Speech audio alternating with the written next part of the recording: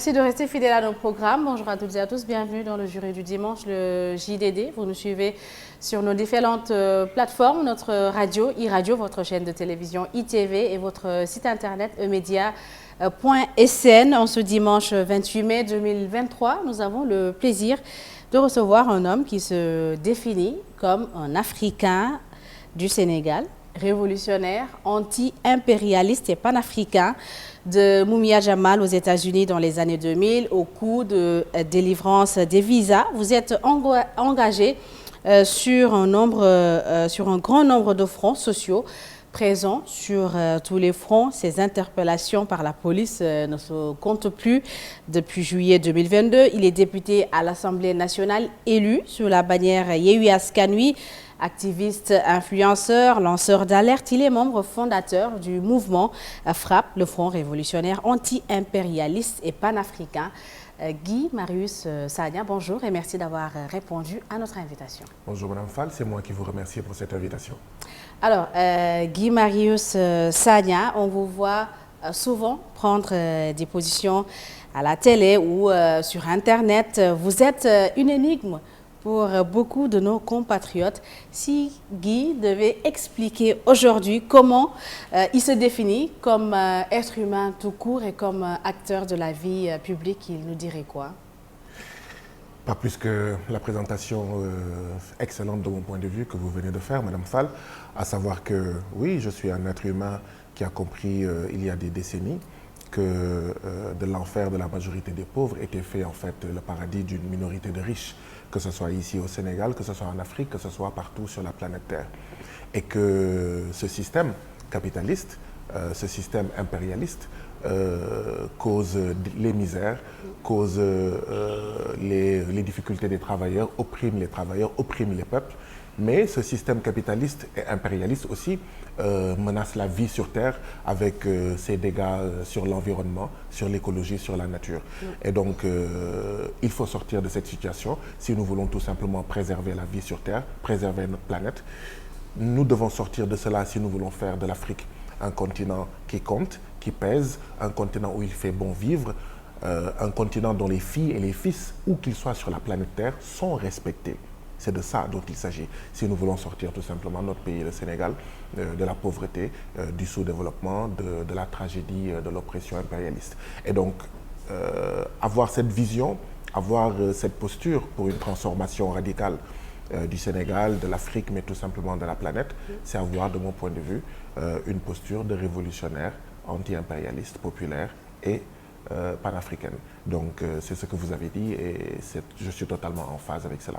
Alors, mardi prochain, 30 mai 2023, se tiendra au Palais de la République des concertations initiées par le président Macky Sall avec toutes les forces vives de la nation. Guy Marius Sagna, comment appréciez-vous l'appel au dialogue initié par Macky Sall et dont la paternité justement est revendiquée par un de vos amis, Barthélémy Diaz? Écoutez, le président Macky Sall qui appelle à un dialogue, je n'ai aucune confiance en lui, je n'ai aucune foi en lui, parce que sa parole compte peu, sa parole est beaucoup plus légère qu'une plume, parce que tout simplement, il y a eu des dialogues auxquels le président de la République Macky Sall a invité. On a vu comment ça s'est terminé, à savoir en queue de poisson. On a vu comment ça s'est terminé. Les résolutions n'ont jamais été appliquées. En lieu et place de dialogue, c'est à quoi il nous a habitués, c'est à des deals, à des dialogues. Et pourquoi je n'ai aucune foi en la parole du président de la République, notamment sur ce point relatif au dialogue, c'est que voilà quelqu'un qui ne s'est pas gêné avec les membres de son parti à fermer les portes de l'Assemblée nationale pendant 4 mois. Pourquoi? Parce que l'Assemblée nationale est un haut lieu de dialogue. Comment quelqu'un qui, sciemment, parce que tout simplement, il refuse qu'il soit contrôlé, il refuse que son gouvernement soit contrôlé, il refuse qu'on débatte du fait que ses ministres, à lui, avec sa permission, parce qu'il est le commanditaire, ont détourné les fonds de lutte contre le coronavirus en pleine crise, en pleine pandémie du coronavirus. Cette personne-là qui ferme l'Assemblée nationale, qui refuse le dialogue dans une institution consacrée pour dialoguer, si cette personne-là revient pour nous inviter à un dialogue, eh bien, Madame Fall, convenez que nous ne pouvons avoir aucune confiance en cet individu. Qu'il commence d'abord à laisser les institutions qui existent, prévues par la Constitution, dialoguer, être des lieux de dialogue, avant de pouvoir inviter à un autre dialogue. En principe, c'est si toutes les institutions sont bloquées. Quand les institutions fonctionnent normalement et qu'on n'arrive pas à un dialogue dans ces institutions-là, ou que ce dialogue est bloqué dans ces institutions, qu'on doit appeler à un dialogue. Mais vous ne mettez pas votre coude sur les institutions. Mais un des cas, vous venez de citer un de ces cas-là, vous venez de dire que l'Assemblée nationale est bloquée, qu'il n'y a pas de dialogue à l'Assemblée nationale. Est-ce que ce n'est pas donc normal de convoquer un dialogue? Oui, mais nul ne peut se prévaloir de ses propres turpitudes, Madame Fall. C'est un secret de polichinelle que de dire que c'est le président de la République lui-même qui a ordonné la fermeture de l'Assemblée nationale entre le mois de décembre 2022 et ce mois de mai 2023. Et quelles étaient selon vous les causes? Parce que ce n'est pas la première législature, il y avait une législature et la 13e législature était là, on n'avait pas, ou bien on n'avait pas autant de problèmes. Pourquoi spécifiquement avec cette 14e législature, Macky Sall a décidé de bloquer le fonctionnement de l'Assemblée nationale? Parce que les rapports de force ont changé, d'une part, et d'autre part parce qu'il y a des députés aujourd'hui qui n'ont pas froid aux yeux, qui appellent chat, chat, qui posent des questions qui n'ont jamais été posées ou qui ont été rarement posées. Et donc cela gêne cruellement le président Macky Sall parce que laisser le débat prospérer à l'Assemblée nationale, c'est mettre à nu son incurie, son impotence, son indolence, sa crasse servilité à l'endroit de l'impérialisme, mais à l'endroit tout simplement de ses intérêts personnels, l'intérêt de sa fratrie, de sa famille et non ceux de la patrie. Donc voilà pourquoi il avait tout intérêt à fermer l'Assemblée nationale, malheureusement au détriment du peuple sénégalais. Je donne juste un exemple. L'Observatoire national des lieux de privation de liberté a sorti il n'y a guère longtemps, il y a moins d'un mois, un communiqué pour dire que des Sénégalais étaient torturés dans les postes de gendarmerie et de police. Savez-vous, Madame Fall, que dès le mois de novembre, j'avais déposé 2 questions orales sur la table de l'Assemblée nationale interpellant le gouvernement du Sénégal sur des tortures que la gendarmerie fait à la gendarmerie de Néma à Ziguinchor, sur des cas de torture que la police fait. Ça veut dire quoi? Si depuis le mois de novembre 2022, nous avions discuté à l'Assemblée de ces questions orales avec le gouvernement, peut-être qu'il n'y aurait pas eu de torture au mois de décembre, au mois de janvier, en tout cas en 2023, jusqu'à ce que l'Observatoire national des lieux de privation de liberté s'en saisisse. Donc voilà en fait où nous mène aussi le fait qu'on ferme l'Assemblée nationale, on empêche le bon fonctionnement des institutions. Très bien. La fermeture de l'Assemblée nationale, on y reviendra tout de suite, mais parlant du dialogue, Guy Marius Sagna, pour ce dialogue sans langue de bois, comment appréciez-vous la posture de Khalifa Ababacar Sall et Taxawu Sénégal? Je la comprends. Vous qui dites que vous n'avez pas confiance en Macky Sall, que vous ne voulez pas dialoguer. Je comprends la posture de Taxawu Sénégal et du président Khalifa Ababacar Sall, président Khalifa Ababacar Sall d'ailleurs, que je ne m'arrêterai jamais de remercier parce que pour la petite histoire, on s'est retrouvés en prison à Rebeuss ensemble et tous les jours, la presse que je recevais venait du président Khalifa Ababacar Sall et il m'envoyait régulièrement des fruits, en tout cas il s'occupait bien de moi. Donc c'est pour dire que le président Khalifa Ababacar Sall n'est pas n'importe qui pour moi, j'ai beaucoup d'affection pour lui. Et donc, je comprends, je respecte la position du président Khalifa Ababacar Sall et de Taxawu Sénégal. Ils ont le droit d'avoir leur point de vue, de le défendre. Mais ils comprendront aisément que je ne sois pas d'accord, que je ne partage pas leur point de vue par rapport au dialogue.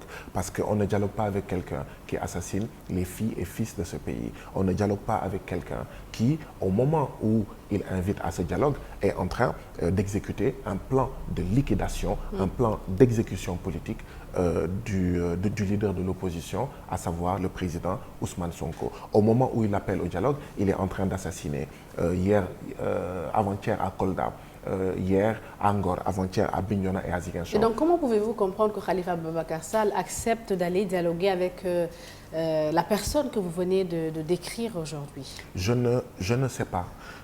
Je ne sais vraiment pas. Ils ont donné leurs explications, ils ont donné leurs raisons. Je crois qu'il faut les prendre au mot et surtout respecter leur avis. D'accord? Moi, c'est ma position, il faut respecter leur avis et à nous également de défendre notre avis, à savoir qu'on ne dialogue pas avec quelqu'un à qui il reste moins de 10 mois avant de partir parce qu'il ne sera pas candidat. On ne dialogue pas avec quelqu'un qui n'est pas candidat. Sa candidature n'est pas dialogable. Excusez-moi l'utilisation de ce néologisme. La liquidation des opposants, d'accord, pour les empêcher à être candidats, n'est pas dialogable. Encore une fois, excusez ce néologisme. La libération de près de 500 détenus politiques, tous ou presque quasiment membres de PASTEF, ainsi que membres d'organisations citoyennes comme le FRAPP, Nitu Deug Valeur, et je pense aussi à quelqu'un comme Cheikh Oumar Diagne. C'est l'occasion d'envoyer tout mon soutien et ma solidarité à des gens comme Bassirou Diomaye Faye, Fadilou Keïta, Amin Ndiaye, Nongo, Nit Doff, Hannibal Djim, etc., qui croupissent aujourd'hui dans les geôles du président Macky Sall, tout simplement parce qu'ils rêvent d'un autre Sénégal dans une autre Afrique. Et donc, on ne dialogue pas avec quelqu'un comme cela, parce que ce n'est pas un homme de dialogue. Tout ce qu'il a dit depuis 2012, il ne le faisait pas. Et tout ce qu'il faisait, il ne le dit pas. Comment on ne peut pas dialoguer avec quelqu'un qui torture jusqu'à la mort François Mancabou? Comment on peut dialoguer avec quelqu'un dans le mandat duquel 2 militaires, 2 gendarmes ont disparu tragiquement, dramatiquement, et c'est comme si, d'accord, il n'en avait cure, ce qui laisse planer des soupçons sur son implication à lui, le président Macky Sall, dans la mort en fait de ces 2 militaires. Donc on ne dialogue pas avec quelqu'un comme ça, mais je comprends que d'autres puissent avoir un point de vue différent et aller dialoguer avec cette personne-là. On ne dialogue pas avec quelqu'un comme ça, d'autant plus que moi, Guy Marius Sagna, député de la 14e législature, membre de PASTEF, membre du groupe parlementaire Yewwi Askan Wi, j'ai déposé sur la table du président de l'Assemblée nationale une proposition de loi pour la réforme du code électoral en ses articles L29, L30 et L57 pour que justement Karim Meïssa Wade, Khalifa Ababacar Sall redeviennent éligibles et électeurs. Donc, de quoi est-ce qu'on va dialoguer? C'est cela mon point de vue. Mais pourquoi le dialogue, il a un enjeu électoral? On est d'accord, Guy Marius Sagna, mais les questions électorales ne sont pas les seules questions, ne sont pas les seules préoccupations des populations. Pourquoi, quand on parle de dialogue, les acteurs politiques ont tendance à penser que c'est juste pour des questions électorales? Parce que tout simplement, l'expérience doit en fait nous avoir suffisamment enseigné. La personne en fait à qui nous avons affaire, à savoir le président Macky Sall. Avez-vous déjà sérieusement entendu parler de dialogue sur les spoliations foncières dont il est responsable, lui et ses partisans? Mais dans ce cas d'espèce, le porte-parole du gouvernement a dit que chacun qui veut venir dialoguer peut venir avec les points qui l'intéressent. Est-ce que ce n'est pas une occasion rêvée pour vous? Pourquoi depuis 2012, donc 11 ans, que Macky Sall est président de la République, pourquoi à 10 mois de la fin de son mandat et il ne sera pas candidat, pourquoi devrions-nous accorder une once de crédit à sa parole présidentielle qui est légère?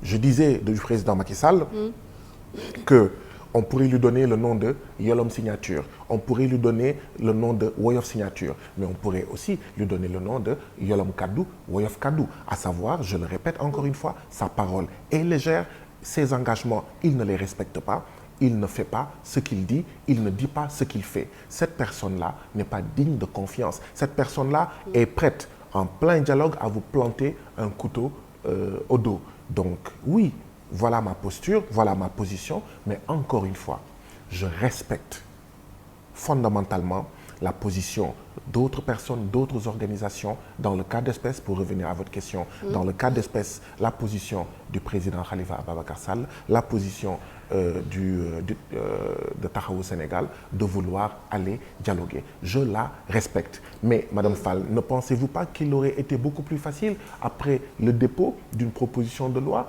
pour la transformation, la réforme du code électoral, en ces articles L29, L30 et L57, n'était-il pas plus facile de commencer d'abord à en discuter au niveau de l'Assemblée nationale, avant d'en discuter éventuellement avec le président de la République en cas de blocage à l'Assemblée? Oui, oui, Pour moi, c'est ça la meilleure démarche. Mais ce n'est pas le choix de Khalifa Ababacar Sall, des principaux concernés, parce qu'il y a le PDS aussi qui veut participer au dialogue. Oui, maintenant... Donc si vous, qui n'êtes pas les principaux concernés, vous dites que c'est mieux et qu'eux, ils disent que ce n'est pas mieux pour eux, est-ce que ce ne serait pas mieux de les suivre dans ce qu'ils disent? Écoutez, si on ne transforme pas le code électoral pour que les présidents Karim Meïssa Wade et Khalifa Ababacar Sall puissent devenir un nouveau candidat, quelle est la voie?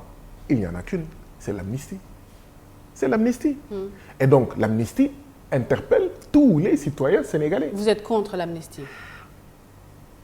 Je suis pour, je le martèle depuis des années, pour la remise dans leurs droits de Karim Meïssa Wade et de Khalifa Ababacar Sall qui ont injustement été pointés du doigt par le président Macky Sall pour des raisons de vengeance, pour des raisons de facilitation de sa victoire dès le premier tour en 2019. Je suis pour qu'ils soient rétablis dans leurs droits pleinement et qu'ils soient candidats. C'est inacceptable en démocratie que le président de la République choisisse ses adversaires. Est-ce que vous êtes pour l'amnistie? Par contre, je suis opposé à une amnistie. Pourquoi?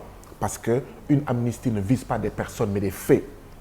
Et je soupçonne fortement le président Macky Sall de vouloir amnistier les membres de son gouvernement, les membres de sa famille, les membres de son parti qui ont volé, qui ont détourné, qui ont pillé les ressources de ce pays-là et qui devront certainement en rendre compte devant une justice impartiale. Je soupçonne cela fortement. C'est pourquoi il n'est pas acceptable pour moi de cautionner une démarche qui est impersonnelle, une démarche visant en réalité à protéger, à blanchir, d'accord, les voleurs, les pilleurs de la République qui entourent leurs parrains, leurs commanditaires, à savoir le président. Donc si à l'Assemblée nationale, une loi d'amnistie était proposée, c'est sûr que Guy Marius Sagna, le député, lui, il vote contre. Je ne voterai aucune loi d'amnistie dont l'objectif viserait en réalité à se cacher derrière Karim Meïssa Wade et Khalifa Ababacar Sall pour sauver la famille présidentielle, sa famille politique, sa famille biologique, pour se sauver lui-même. Oui, je ne voterai aucune loi d'amnistie allant dans ce sens-là. Bien, alors Guy Marius Sagna, beaucoup de personnes vous voient comme une personne véridique. Alors aujourd'hui, répondez-nous clairement, en termes de compagnonnage au sein de Yewwi Askan Wi ou de la plateforme F24, est-ce que vous pensez que c'est logique que Khalifa Ababacar Sall et Taxawu Sénégal restent avec vous? Je pense... Au vu des deux postures qui sont carrément à l'opposé, surtout concernant le dialogue, est-ce qu'à l'avenir, il y aura la confiance entre vous? Écoutez, mon avis personnel est que, pour prendre le cas du F24, cette plateforme a été créée d'abord pour dire au président Macky Sall qu'il ne sera pas candidat, pour l'empêcher d'être une troisième fois illégalement et illégitimement candidat. Participer au dialogue, pour moi, ce n'est pas de fait piétiner ce point objet de la création du F24. Le F24 a aussi été créé pour lutter contre la liquidation des candidatures des opposants. Le F24 a été aussi créé pour exiger la libération de tous les détenus politiques et un processus électoral pour l'élection présidentielle de 2024 qui soit transparent, qui soit sincère. Donc, à mon avis, c'est aller trop vite en besogne que de dire, que de répondre au dialogue du président Macky Sall, c'est fouler aux pieds la plateforme F24. D'ailleurs, pour votre gouvernement, il y a des membres du F24 qui sont membres de Benno Bokk Yakaar. Il y a des membres du F24 qui défendent bec et ongle le bilan du président Macky Sall comme étant un bilan positif. Ils sont contre le troisième... Ils sont contre le troisième mandat. Bien. Si, qui peut le plus, peut le moins.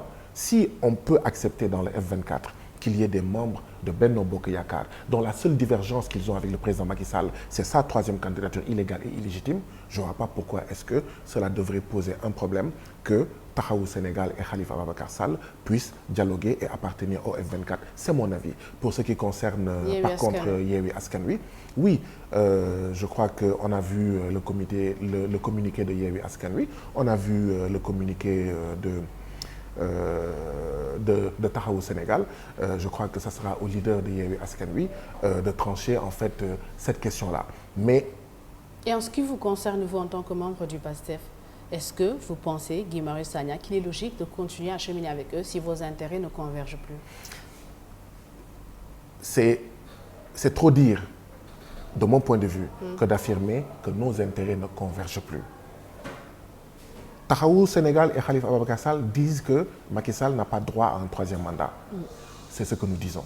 Taxawu Sénégal dit qu'il est opposé à la liquidation des opposants politiques. C'est ce que nous disons. Taxawu Sénégal exige la libération des détenus politiques. C'est ce que nous disons. Taxawu Sénégal exige un processus électoral transparent en direction de l'élection présidentielle de 2024. C'est ce que nous disons. Donc, où est la divergence? La divergence, elle est juste tactique sur un point. Ils pensent qu'ils doivent aller au dialogue. Je ne suis pas d'accord, mais je respecte leur position.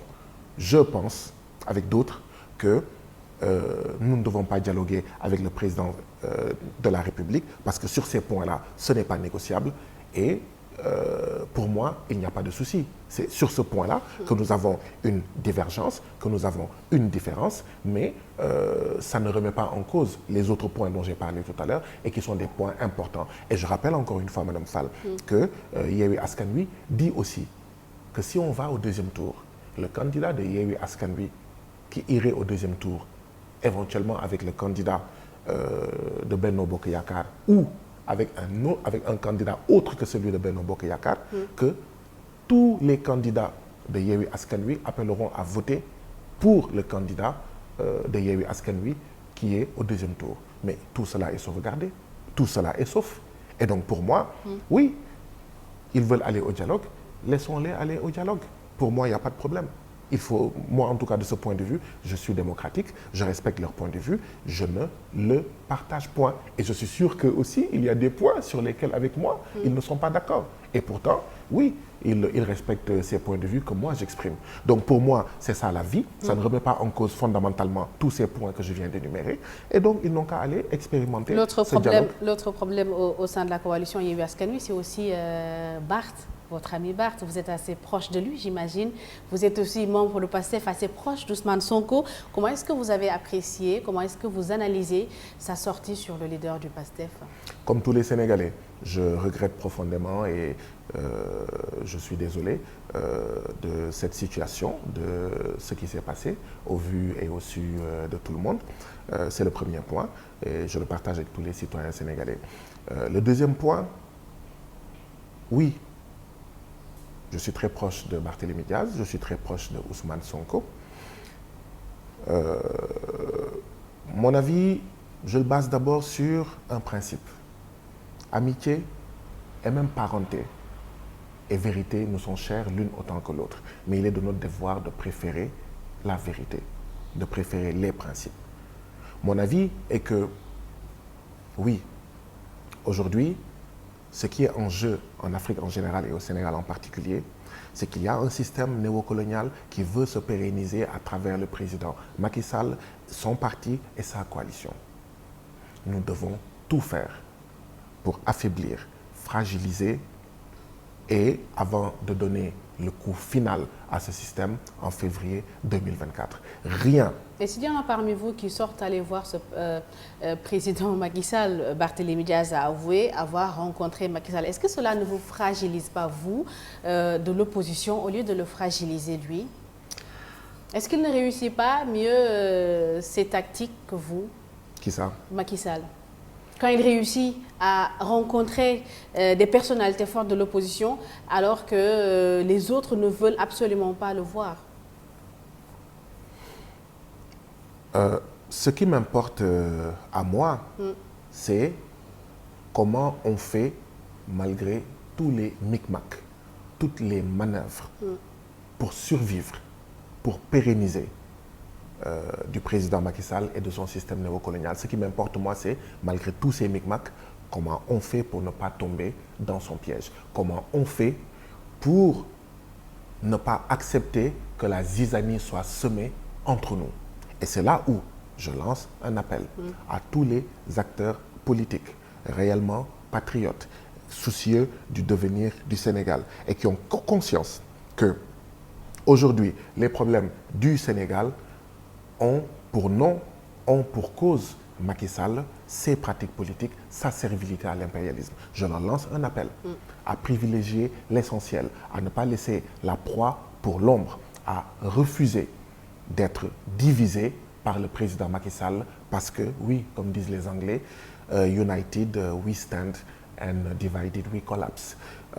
Et pour clore ce chapitre consacré au dialogue, si vous aviez aujourd'hui un conseil face à la caméra à donner à Barthélémy Diaz et Khalifa Sall qui vont participer au dialogue, ce serait quoi? Quel est le conseil que vous leur donneriez aujourd'hui? Je n'ai aucun conseil à leur donner. Je pense qu'ils ne sont pas nés de la dernière pluie. Je pense qu'ils ont beaucoup de bouteilles politiques et idéologiques. Et je pense tout simplement qu'ils savent ce qu'ils font. Et oui, il faut respecter leur point de vue. Je respecte leur point de vue. Si j'ai une chose à dire à mon ami Barth, au président Khalifa Ababacar Sall et à ceux de Taxawu Sénégal, c'est tout simplement de leur dire que je respecte votre point de vue et que, oui, on est en démocratie, ils ont le droit d'avoir une idée qui ne remet pas en cause l'essentiel. Parce que l'essentiel, c'est que le président Macky Sall ne doit pas être candidat. L'essentiel, c'est que le président Macky Sall ne doit pas empêcher à Karim Meïssa Wade, ne doit pas empêcher à Khalifa Sall et à tout autre candidat d'être candidat. L'essentiel, c'est aussi d'éviter le piège du président Macky Sall. Il veut nous imposer le tout sauf Sonko. Oui, le dialogue auquel il invite, c'est de dire à la classe politique, je veux qu'il y ait un consensus pour le tout sauf Sonko. Tout le monde devra être candidat pour être candidat sauf Sonko. Il faut éviter ce piège. Je combats ce piège. À ce tout sauf Sonko, il faut opposer le tout sauf Macky. Tous les Sénégalais peuvent être candidats sauf Macky Sall. Mais comment ça, au dialogue, il veut leur imposer le tout sauf Sonko? Vous pensez réellement que les personnes présentes à ce dialogue vont accepter cela, y compris Khalifa Ababacar Sall, Barthélémy Diaz, qui sont avec vous au sein de la coalition Yewwi Askan Wi, qui sont dans l'opposition? Mon mot était de dire que l'objectif du président Macky Sall, c'est en fait de s'approcher le plus près possible de ce tout sauf Sonko. Maintenant, la question est, ceux qui vont y participer, vont-ils tomber dans ce piège ou pas? Time will tell. C'est tout. Maintenant, nous qui ne participons pas au dialogue, oui, nous allons, en dehors de ce dialogue, dans le cadre du F24, mobiliser le peuple sénégalais afin que le président Macky Sall ne soit pas candidat et le président Macky Sall ne liquide pas d'autres candidats. Le président Macky Sall ne liquide pas la candidature du chef de l'opposition, le président Ousmane Sonko, et qu'il libère tous les détenus politiques qui aujourd'hui croupissent entre les prisons de Rebeuss, du Cap-Manuel, de Touba, de Ziguinchor, etc. Alors, vous suivez le jury du dimanche sur iRadio, ITV, emedia.sn. Je rappelle que nous recevons le député Guy Marius Sagna. Guy Marius Sagna, après plusieurs mois d'inactivité, vous avez dénoncé ça partout, vous en avez parlé tout à l'heure, l'Assemblée nationale a repris le travail. Le gouvernement était face aux députés jeudi dernier, 25 mai, pour la séance plénière destinée aux questions d'actualité. Alors, qu'est-ce qui expliquait selon vous cette situation à l'Assemblée nationale et est-ce que vous avez saisi le président Amadou Mame Diop sur cette situation? Oui, le groupe parlementaire Yewwi Askan Wi a interpellé le président de l'Assemblée nationale à plusieurs reprises. Souvenez-vous aussi que nous avons même déposé sur la table du préfet de Dakar une lettre l'informant excusez-moi, d'une manifestation que nous allions tenir devant l'Assemblée nationale, manifestation qui a été interdite et que nous avons tenue derrière les grilles de l'Assemblée nationale. Nous avons fait plusieurs conférences de presse. Oui, le président de l'Assemblée nationale, qui pour moi, encore une fois, est un président fantoche, est un président qui est une marionnette, qu'agite au gré de ses intérêts le marionnettiste qui est au palais présidentiel Macky Sall. Il a bien conscience des enjeux. C'est ce que je vous disais. Qu'est-ce qui vous a servi comme réponse? Eh bien, le silence. Le silence de celui qui n'a pas d'argument. Le silence de celui qui ne peut pas expliquer ou justifier cela. Tout au moins, il a dit en réunion du bureau de l'Assemblée nationale, je ne sais même plus la formule qu'il avait dite, nous étions occupés, point. Je cite, j'ouvre les guillemets, nous étions occupés, point. Je ferme les guillemets. Nous étions occupés pour expliquer qu'il y avait pas de séance à l'Assemblée nationale. C'est ça, pendant 4 mois. Est-ce que vous avez demandé occupés à faire quoi s'ils sont élus pour travailler à l'Assemblée nationale? Écoutez, Madame Fall, il n'y a pire muet que celui qui ne veut parler. Il n'a pas d'argument, il n'avait pas d'argument. Et cette réponse qui traduit tout le mépris de la marionnette qui est le président fantoche de l'Assemblée nationale, montre tout simplement la vacuité en fait en termes d'argumentation pour ne serait-ce expliquer en fait l'inanité, la léthargie de l'Assemblée nationale pendant 4 mois. Mais ce qu'il faut savoir, c'est que de mon point de vue, cette fermeture pendant 4 mois de l'Assemblée nationale traduisait 2 choses. La première, le président Macky Sall se vengeait sur le peuple sénégalais, qui a donné une majorité, ou en tout cas la moitié des députés, à l'opposition. La deuxième chose, c'est comme je l'ai dit, il n'y a jamais eu autant d'engouement autour de l'Assemblée nationale que cette année. Depuis que je suis les activités de l'Assemblée nationale, et je vais bientôt avoir un demi-siècle quand même, alors, je n'ai jamais vu autant d'engouement. Cet engouement-là, il fallait le casser. Il fallait éviter que les consciences des populations soient davantage éveillées, soient davantage claires sur ce qu'est le système néocolonial et parasitaire. Alors, à vous entendre parler, il y a une mainmise de l'exécutif sur le législatif. Alors, Guy Marius Sagna, quelles sont, à votre avis, les réformes à faire qui doivent s'opérer à l'Assemblée nationale pour qu'il y ait une véritable indépendance de l'institution à l'avenir? Je crois que l'un des premiers chantiers à faire après 2024, quand on va tourner la page de la bureaucratie, de la bourgeoisie bureaucratique néocoloniale APR, c'est d'avoir une nouvelle constitution. Ce n'est pas seulement l'Assemblée nationale, c'est tout le pays qui est gâté, c'est tout le pays qui est en fait sous la coupole de l'exécutif. On parle effectivement de séparation de pouvoir, comme vous l'avez si bien dit, mais en réalité, tous les pouvoirs sont soumis, sont clochardisés par le pouvoir exécutif, par le président Macky Sall. C'est ça la vérité. Et cette situation-là, quel que soit le président qui remplacera le président Macky Sall, quel que soit son nom, quel que soit son parcours politique, mais cette situation-là va perdurer si on ne change pas, de constitution. Il ne suffit pas de changer la constitution. Quels sont les points de la constitution qu'on devrait changer, selon vous? Déjà, le premier point, c'est ce que je répète depuis des décennies, à savoir que nous avons en fait une hypertrophie des pouvoirs du président de la République. Il y a ce que j'appelle le présidentialisme néocolonial, qui donne tous les pouvoirs, ou quasiment, au président Macky Sall. Il nomme à tous les emplois civils et militaires. Il est la clé de voûte des institutions. Il est le chef supérieur de la magistrature. Il contrôle aussi, en fait, l'Assemblée nationale. Cela ne peut pas continuer si nous voulons un État, si nous voulons un gouvernement, une justice et un législatif qui soit au service des populations. Il faut radicalement sortir de cette constitution néocoloniale, de cette constitution qui, en fait, a préservé tout ce qu'il y avait avant la colonisation. D'ailleurs, c'était une des raisons pour lesquelles on nous a donné l'indépendance. Nous ne l'avons pas arrachée, on nous l'a donnée. Et une des conditions, c'était que cette constitution puisse sauvegarder tous les points qui permettent de ne rien changer. Oui, il faut changer de constitution, il faut faire tomber le présidentialisme néocolonial, il faut une justice plus indépendante et donc un parquet moins lié ou pas lié du tout en fait à l'exécutif. Il faut accroître les pouvoirs en fait de la justice sans qu'on ne soit dans un système des juges où les juges font ce qu'ils font.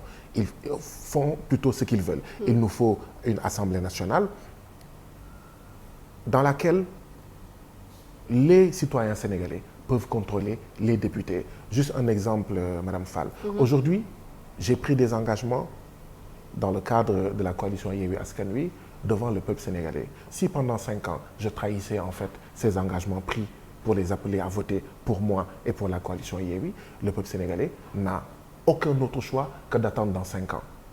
Pour moi, ce n'est pas de la démocratie. Pour moi, ce système représentatif doit être changé pour rendre le pouvoir aux populations. C'est la même chose. En faisant quoi, justement?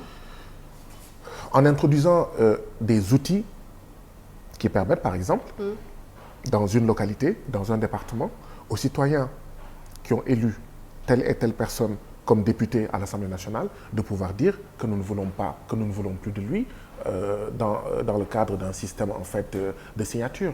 Je crois que... Est-ce que ça ne fragilise pas nos institutions, Guy Marius Sagna? Il y a deux choix à opérer.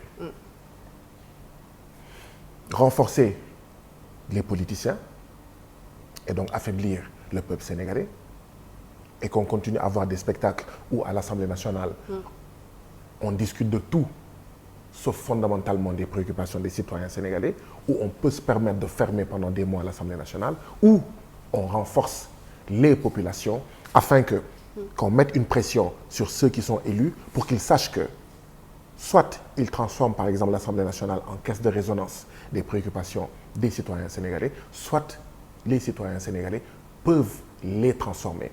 Je pense qu'il est tout simplement inacceptable que sur la planète Terre, tous les employeurs ont la possibilité de mettre fin, quand ils veulent, au contrat avec leurs employés.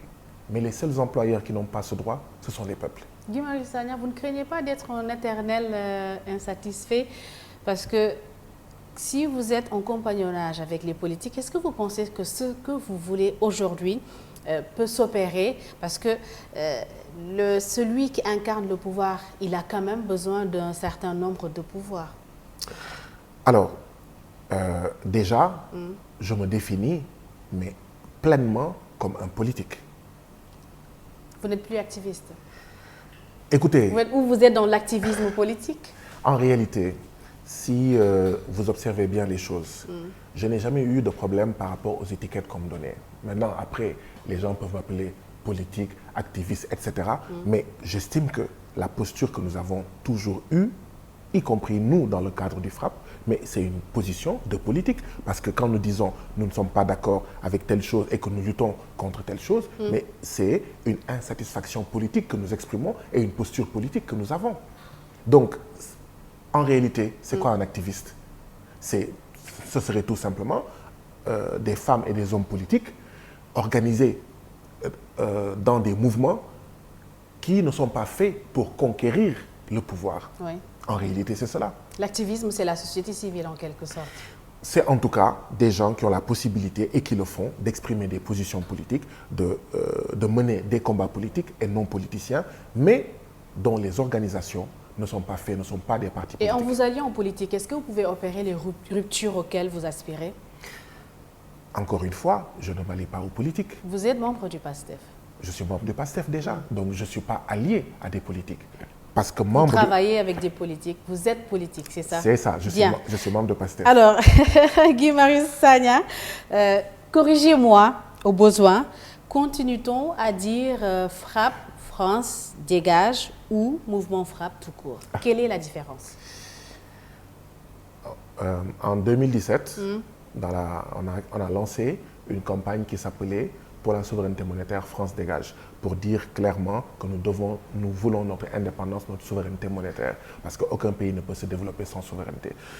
Pour exprimer cela et dire que la France doit sortir de nos affaires monétaires, pour la souveraineté monétaire, France dégage. En 2018, nous avons dit quel nom est-ce qu'on va donner à notre organisation. Certains voulaient qu'on donne à notre organisation le nom de France dégage. D'autres ont dit non, France dégage, c'est trop restrictif. Parce que aussi, nous luttons contre les politiques du FMI et de la Banque mondiale. Nous luttons contre les politiques de l'OMC. Nous luttons contre les politiques néolibérales. Nous luttons contre les accords de pêche, qui sont des accords de pêche qui privent nos pêcheurs de poissons et qui les condamnent à être des passeurs dans le cadre de l'immigration irrégulière. C'est là qu'on a trouvé le nom de Front pour une révolution anti-impérialiste populaire et panafricaine. Maintenant, on a dit de octobre ou septembre 2017 à février, mars, avril 2018, les gens étaient habitués à entendre pour la souveraineté monétaire France dégage, en plus court France dégage. On a dit, on va avoir une période de transition pour ne pas que les gens disent, mais c'est quoi ce FRAPP là? C'est un nouveau truc. Alors que les gens étaient habitués seulement à France dégage. On a dit, maintenant, dans nos documents, on va écrire FRAPP-France dégage. Mais notre nom, quand vous regardez nos statuts, notre règlement intérieur, et nous le martelons depuis des années, c'est tout simplement FRAPP. France dégage étant une campagne. En réalité, certains Bon, Et quand vous dites France dégage, qu'est-ce qui doit dégager réellement? l'impérialisme français, la France institutionnelle, qui continue à penser que pour assurer son rang de 5e, 6e ou 7e puissance, il faut continuer à opprimer les Comores, il faut continuer à opprimer le Mali, le Togo, le Sénégal, le Niger. Il faut continuer à s'accaparer, d'accord, de l'uranium du Niger pour avoir l'électricité en France. Il faut s'accaparer du zircon de Diogo au Sénégal, etc. Donc oui, il faut continuer à être dans le franc CFA. Il faut continuer à tout faire pour que ces pays-là restent membres de la francophonie et aient comme langue officielle le français en n'ayant que du mépris pour le Wolof, le Diola, le Serer, le Et Toucouleur, pour les le jeunes, Bassari. est-ce que vous pensez que France Dégage est bien reçue lors de manifestations politiques ou publiques, hein, lorsqu'il y a des émeutes au Sénégal? La plupart du temps, c'est des enseignes françaises qui sont attaquées par les jeunes, saccagées, où on vole des produits, on fait n'importe quoi. Je peux citer Auchan ou Total. Est-ce que ce n'est pas une forme de manifestation de ce France Dégage? Est-ce que vous êtes en phase avec ces jeunes? J'ai deux choses à dire là-dessus. Quand vous allez aux États-Unis et qu'il y a des manifestations, il y a des magasins saccagés. Quand vous allez en Afrique du Sud et qu'il y a des manifestations, magasins sont saccagés. Mais là, c'est des marques qui sont particulièrement ciblées quand même. Quand vous allez en France et qu'il y a des manifestations, il y a des magasins qui sont saccagés. Donc ce n'est pas propre au Sénégal. Ça, c'est le premier point. Mon deuxième point, ce constat que vous faites devrait amener qu'à une seule chose, à ce que la France impérialiste, à ce que Emmanuel Macron se ressaisisse et sache qu'il est fini le temps de l'empire néocolonial, qu'il est fini le temps de l'empire france-africain. La rue africaine, les jeunes Africains ne veulent plus être gouvernés comme avant. Ils ont intérêt d'ailleurs à ne pas s'immiscer dans nos débats internes. S'ils ne peuvent pas dire la vérité dans le cadre de la candidature du président Macky Sall en lui disant tout simplement qu'il n'est pas candidat, qu'ils s'abstiennent de s'immiscer dans nos affaires en soutenant Macky Sall, en soutenant Ouattara, en soutenant Bongo. Ils n'ont qu'à se ressaisir pour savoir que nous ne voulons plus, nous, Africains, continuer à être les chevaux de l'impérialisme français montés par le cavalier français. Donc ça vous fait rien que des jeunes s'attaquent aux magasins Auchan et autres? Pourquoi ça devrait me faire quelque chose? M'avez-vous déjà... Parce qu'il y a des jeunes Sénégalais qui travaillent là-bas, Guy Marius Sagna. Mais j'appelle aujourd'hui à ce que la base militaire française qui est au Sénégal et dans laquelle il y a plus de 300 soldats français, de quitter en fait le Sénégal. Savez-vous que dans la marine française, ici au Sénégal, il y a des Sénégalais qui y travaillent? Est-ce que sous prétexte qu'il y a des Sénégalais qui travaillent à la marine française, on doit accepter une présence militaire ici au Sénégal? Alors que les présidents français, quand ils vont à Sainte-Anne et que des soldats israéliens entrent à Sainte-Anne, les présidents français demandent aux soldats israéliens de sortir. Et nous accepterions qu'il y ait un seul soldat français ici au Sénégal, ici en Afrique? Non, non. Je n'ai jamais appelé à saccager des intérêts français. Par contre, oui, je défends les commerçants sénégalais parce que j'ai une foi profonde au principe que Doomi Réew mooy tabax réew. C'est-à-dire que notre patriotisme ne doit pas seulement s'exprimer à l'endroit de notre équipe nationale en portant le maillot verte, jaune, rouge, étoilé. Notre patriotisme, c'est aussi de soutenir les nôtres, notre équipe nationale économique, à savoir nos commerçants, notre patronat, nos capitaines d'industrie, nos entreprises, et non de dérouler le tapis rouge à la France et aux autres en fait multinationales. Parlons justement de la France. Récemment, lors d'une conférence de presse, l'actuel ambassadeur français au Sénégal disait, je cite, « Je n'imagine pas un mouvement qui s'appellerait Frappe Sénégal dégage en France. Cela tomberait sous le coup de la loi et cela serait tellement étranger aux relations que nous entretenons avec la communauté sénégalaise en France qui est très bien intégrée. » Il a aussi ajouté « C'est très éloigné de la manière dont nous concevons nos relations. » Est-ce que là, ce n'est pas une main tendue de la France au mouvement Frappe France dégage? Je dirais deux choses. La première est celle-ci. Je suis désolé de constater que nous n'avons jamais entendu l'ambassadeur de France parler quand une femme enceinte de 5 mois, parce que déléguée du personnel, au niveau du terre a été arbitrairement licencié par un patron français. Je n'ai jamais entendu l'ambassade de France lever la voix quand Eramet, une entreprise française qui est à Diogo, qui exploite le zircon, exploite éhontément les travailleurs et les licencie arbitrairement et les traite comme pire que des chiens en période de coronavirus. Je n'ai jamais entendu parler l'ambassadeur de France, d'accord, rappeler à l'ordre, d'accord, ces patrons français qui, ici, font des exactions sur les citoyens sénégalais. Ça, c'est la première remarque. La deuxième remarque est celle-ci.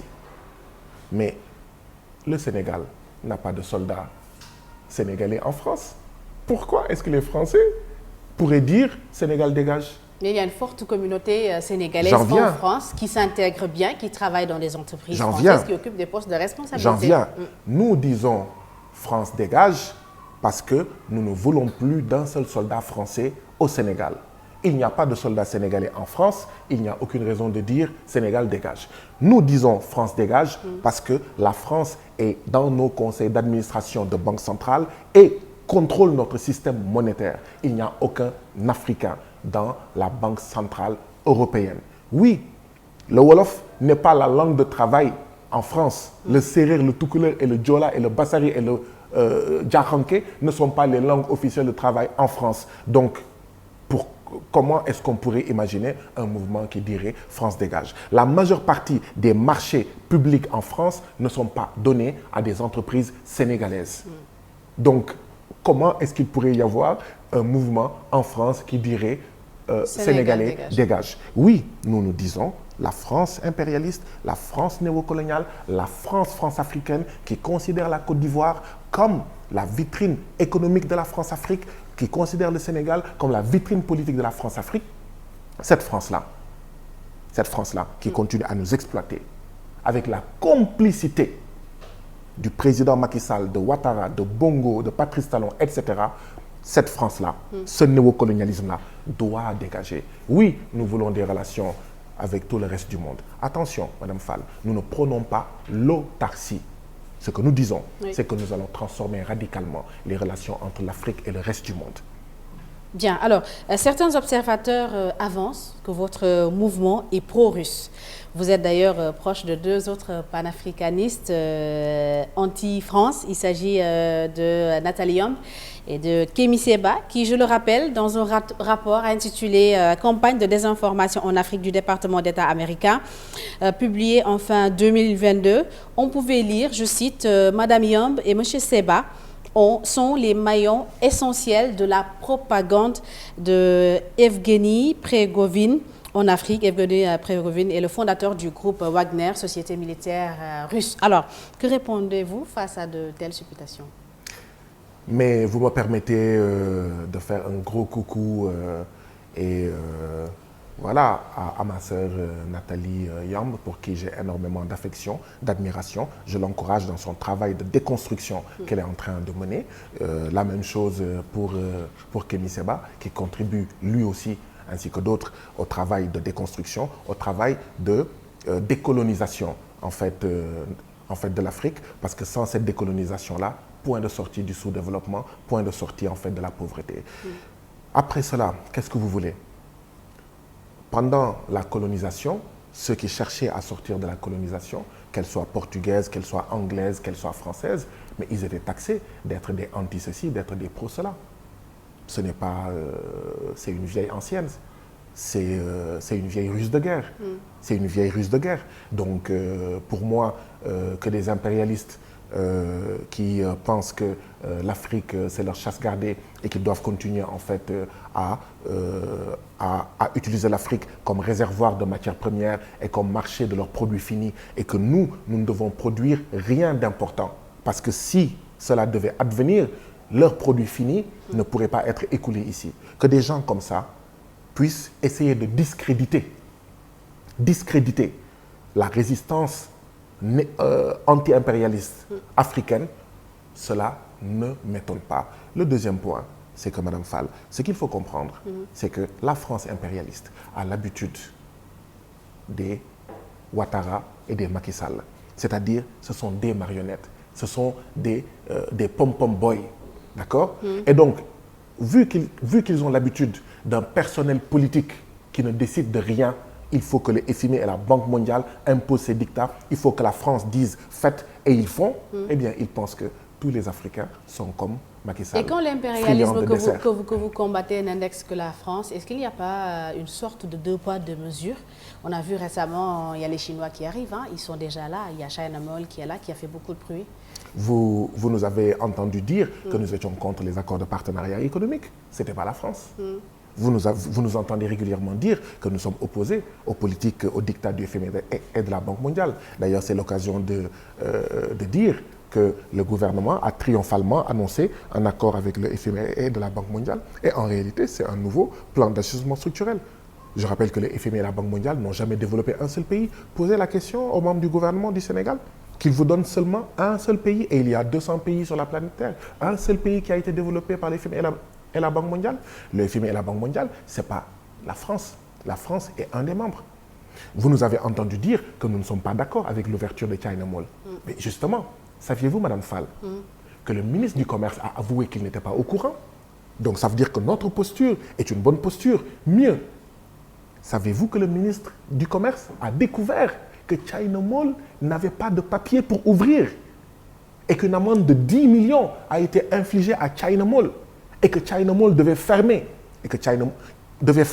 pour se régulariser afin de réouvrir. China Mall n'a jamais fermé.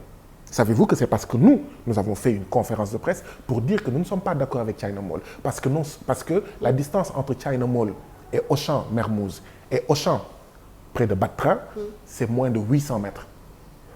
Alors que la loi, le décret et l'arrêté qui encadrent les magasins de grande distribution au Sénégal dit qu'entre deux magasins de grande surface, il doit y avoir minimum 800 mètres. Et entre un magasin de grande surface et nos marchés traditionnels, il doit y avoir 1000 mètres. Vous me permettez d'ailleurs, puisqu'on parle de grande surface. Auchan, Ziguinchor. Où que puisse s'installer Auchan au Sénégal, je ne suis pas d'accord avec Auchan.